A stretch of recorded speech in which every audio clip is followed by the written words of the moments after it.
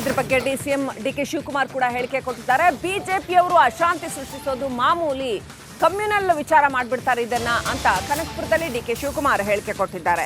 Communal ವಿಚಾರ ತಗೊಂಡು ರಾಜಕೀಯ ಮಾಡ್ತಾರೆ, ಕುಮಾರಸ್ವಾಮಿಯೇ ಇದಕ್ಕೆಲ್ಲ ಕಾರಣ ಅಂತ ಡಿಕೆ ಶಿವಕುಮಾರ್ ಹೇಳಿದ್ದಾರೆ.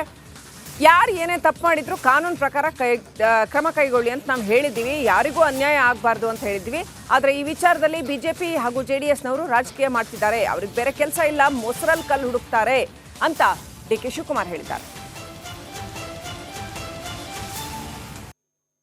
ನಮ್ಮ ಶಾಸಕರು ಕೂಡ ನಾನು ಏನು ಅಂತ ವಿಚಾರಿಸಿ ಅವರು ನೀವು ಕಾನೂನು ಪ್ರಕಾರ ಏನು ಬೇಕಾದ್ರೂ ಕ್ರಮ ಕೈಗೊಳ್ಳಿ ಅಂತ ನಮ್ಮ ಶಾಸಕರು ಕೂಡ ಹೇಳಿದ್ರು.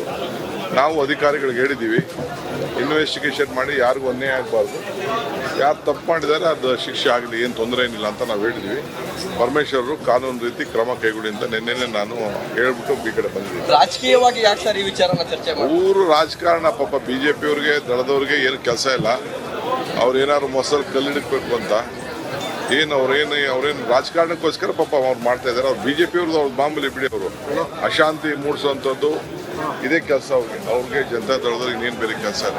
ಬರೀ ಕ್ರಿಮಿನಲ್ ಇಶ್ಯೂಸ್ನ ತೆಗೆದುಕೊಂಡು ಅಲ್ಲಿ ಪಾಪ MLA ಮೈನಾರಿಟಿ, ಅವ್ರು ಯಾರೋ ಪೊಲೀಸ್ ಆಫೀಸರ್ ಮೈನಾರಿಟೀಸ್ ಕಂಡು ಅವ್ರಿಗೆ ಆಗೋದೇ ಇಲ್ಲ. ಅವ್ರಿಗೆ ಏನೇ BJPಲಿ ಹೇಳ್ತಿದ್ರಲ್ಲ, ಇವರು ಅಸೆಂಬ್ಲಿಲಿ ಯಾರು ಬರಲೇಬಾರ್ದು ಮೈನಾರಿಟಿ ಅರ್ಜಿ ಇಟ್ಕೊಂಡು, ಹಂಗೆ ಸಂವಿಧಾನ ವಿರೋಧವಾಗಿ ಕೆಲಸ ಮಾಡ್ತಾರೆ. ಸರಿ, ನಮ್ಮ ಶಾಸಕರು ಕೂಡ ನಾನು ಏನು ಅಂತ ವಿಚಾರಿಸಿ ಅವರು ನೀವು ಕಾನೂನು ಪ್ರಕಾರ ಏನು ಬೇಕಾದ್ರೂ ಕ್ರಮ ಕೈಗೊಳ್ಳಿ ಅಂತ ನಮ್ಮ ಶಾಸಕರು ಕೂಡ ಹೇಳಿದ್ರು.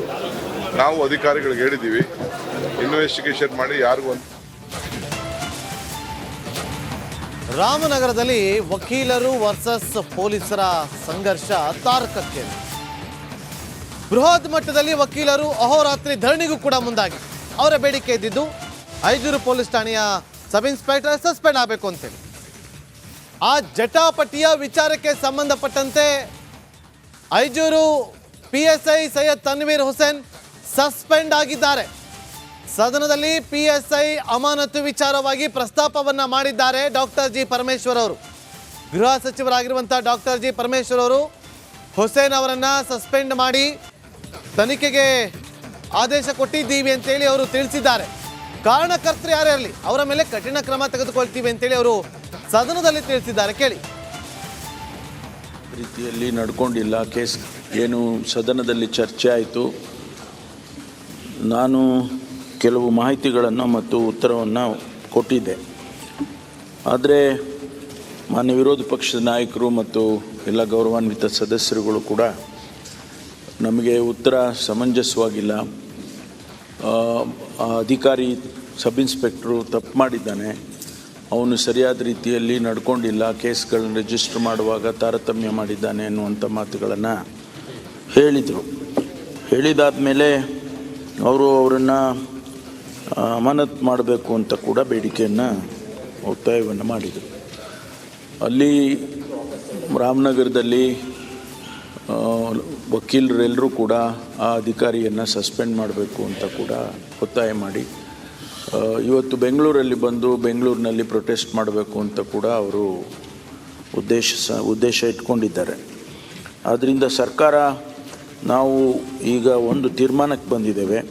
ಆ ಅಧಿಕಾರಿ ತನ್ವೀರ್ ಹುಸೇನ್ ಸಬ್ ಇನ್ಸ್ಪೆಕ್ಟರ್ ಏನಿದ್ದಾರೆ ಅವರನ್ನು ಸಸ್ಪೆಂಡ್ ಮಾಡಿ, ಈಗಾಗಲೇ ನಾವು ತನಿಖೆಗೆ ಆದೇಶ ಮಾಡಿದ್ದೇವೆ. ಚನ್ನಪಟ್ಟಣದ DYSP ತನಿಖೆಯನ್ನು ಪ್ರಾರಂಭ ಮಾಡಿದ್ದಾರೆ. ಈ ಮಧ್ಯೆ ನಾವು ಅವರಿಗೆ ಆ ತನಿಖೆಗೂ ಕೂಡ ಸಹಾಯ ಆಗ್ಬೋದು ಅಂಥೇಳಿ ಆ ತನ್ವೀರ್ ಹುಸೇನ್ ಅವರನ್ನು ಸಸ್ಪೆಂಡ್ ಮಾಡ್ತಾ ಇದ್ದೇವೆ. ಮತ್ತು ಯಾರು ಇದಕ್ಕೆಲ್ಲ ಕಾರಣಕರ್ತರಾಗಿದ್ದಾರೆ ಚಾಂದ್ ಪಾಷಾ ಅಂತಕ್ಕಂಥ ವಕೀಲರು, ಅವರ ಮೇಲೆ ಕಠಿಣವಾದ ಕ್ರಮವನ್ನು ತಗೊಳ್ತಾ ಇದ್ದೇವೆ. ಯಾಕೆಂದರೆ ಅಲ್ಲಿ ಅವರಿಂದನೇ ಅವರು ಈಸ್ ಆನ್ ಹ್ಯಾಬಿಚುವಲ್ ಅಫೆಂಡರ್, ಅವರು ಹಿಂದೆ ಕೂಡ ಇಂಥ ಘಟನೆಗಳ ಬಗ್ಗೆ ಅವರು ಇನ್ವಾಲ್ವ್ ಆಗಿದ್ದರು ಅಂತಕ್ಕಂಥ ಮಾಹಿತಿ ಕೂಡ ಇದೆ. ಹಾಗಾಗಿ ಅವ್ರ ಬಗ್ಗೆ ಕಠಿಣವಾದ ಕ್ರಮವನ್ನು ತೆಗೆದುಕೊಳ್ತೇವೆ. ಏನು